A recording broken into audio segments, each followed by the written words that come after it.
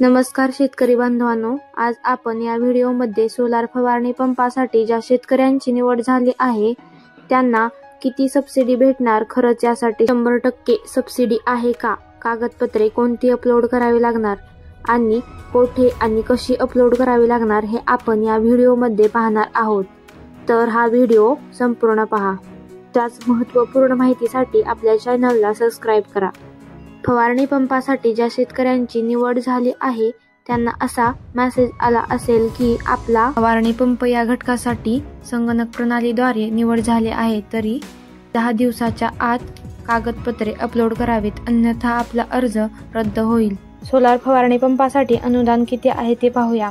फक्त 1800 रुपये अनुदान असणार आहे। मध्ये 100% अनुदान देण्यात आलेले नाही। DBT पोर्टल वरती तुम्हाला कोटेशन आणि टेस्ट रिपोर्ट अपलोड करायचा आहे। गुगल वरती जाऊन DBT लॉगिन फॉर्मर असे टाइप करायचे आहे। DBT farmer login, farmer ID टाकून घ्यायचा आहे। OTP पाठवा, यावर क्लिक करून OTP टाकून घेऊन लॉगिन करायचं आहे।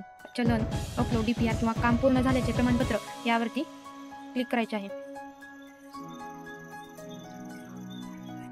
यानंतर येथे वैयक्तिक कागदपत्रे सिलेक्ट करायचे आहे। तुम्ही येथे वैयक्तिक कागदपत्रे सिलेक्ट केल्यानंतर पुढच्या पेजवरती तुम्हाला कागदपत्रे अपलोड करा असा डॅशबोर्ड दिसेल। त्यावरती तुम्ही कोटेशन आणि टेस्ट रिपोर्ट अपलोड करायचा आहे। अशा पद्धतीने तुम्ही स्वतः मोबाईल वरती कागदपत्रे अपलोड करू शकता। चॅनलला सबस्क्राइब करा। धन्यवाद।